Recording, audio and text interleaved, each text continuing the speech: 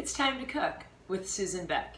It's that time of year when the zucchini plants are just producing like crazy. It's been dry here this summer and we're still getting zucchini every other day. I think I have 4 more I could go out in the garden and pick right now. This is the size I like to pick my zucchini at. This one here is even really nice and tiny. I like these best if I am going to do any kind of saute, or today I'm going to make these Parmesan crisp where I'm going to, it's kind of like frying them except we're going to make them in the oven. If I go with the little bit bigger ones, then I prefer to grate them and use them in breads or cakes or muffins. And if I get any of those gigantic ones that get away from me where I don't see them, or I go on vacation for a week and I come back and they're 2 foot long and 8 inches around, well, those go to my chickens. And I will say, slice them right in half and they'll eat everything except that dark green skin. So let's begin today. I like to use these small zucchini, and I'm just going to pick one of them. We'll get rid of the top and we'll get rid of the bottom. And then the reason I like them small is there's just not many seeds in there. Nothing wrong with the other ones, but I just like them better. They seem to have a little less moisture when the seeds are starting to get big. So when I slice my zucchini, I like them very, very thin. The thinner you can cut your zucchini rounds, the happier you will be. Because these are called Parmesan zucchini crisp. And if you really want them to be crisp, they have to be thin. So I'm just going to slice this entire zucchini. Just about done here. Just using a nice cutting knife. You could run it through a food processor if you wanted to. One thing about doing that is they're all the same thickness and then they cook equally and you don't have some done before others, but I think you can do a pretty good job with just your knife. So I'll show you one last thin one there. All right, so I really like these very thin, as you can see. I mean, you can almost see like light through those. All right, so we are going to put those into one bowl. And when I put them in, like to kind of separate them because I want to get olive oil on all sides. And if I don't get them apart, then it's very easy for them to stick together and there's no olive oil in there. And if there's no olive oil on both sides, then there's going to be a side that does not get our breading. Now, what I like about this recipe compared to some similar recipes is besides using breadcrumbs or cracker crumbs, I've got a 1/4 cup of cracker crumbs today. You also use a 1/4 cup of grated Parmesan cheese. I use that bought-in canister that you use at Pizza Hut when you shake it on your pizza. We're going to put in 1/8 teaspoon of salt and about 1/8 teaspoon of black pepper. So a few cranks around on my pepper mill will do. We'll just use that little teaspoon there to just mix those breading ingredients together. Let's talk about cooking methods. I could pan fry these, put a little olive oil in the bottom of the pan, fry them, and when they're brown on one side, flip them over. And I have done it this way. It works quite well.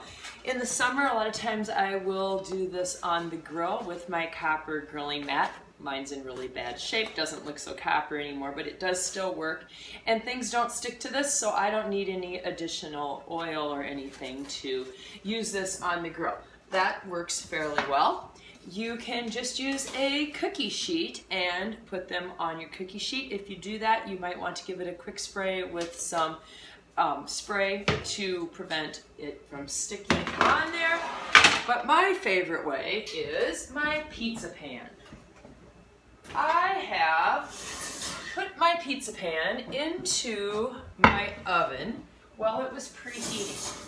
I like to bake these Parmesan crisps at 425 degrees for about 15 minutes on my pizza pan. And I find the best way to cook them is to have this plate really, really hot. It just seems to help cook the underside so that both sides get really crisp. You still might want to flip them and check on them, but that's my little secret, that after having tried all these methods, that's my go-to. So we have our little circles. We're gonna drizzle a tablespoon or two of olive oil onto those. We're just gonna toss them around in there, again, making sure that there's olive oil on every side of the zucchini. We want each side to glisten, and then we simply dip it into the Parmesan breadcrumbs so that each side has a coating to make them crispy. And we just do this with all of them. Basically, this recipe works with one small zucchini. If you want to cut up all these zucchinis, you'll have to quadruple the recipe to have enough toppings.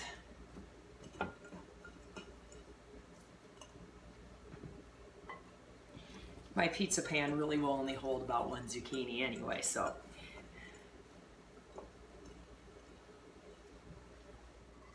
All right, I'm down to my last 3 circles of zucchini, and as you can see over here, I'm gonna have trouble finding room for those 3, but we'll make it work. One small zucchini fills my pizza pan quite well, and it used up almost all of the breadcrumbs and Parmesan cheese.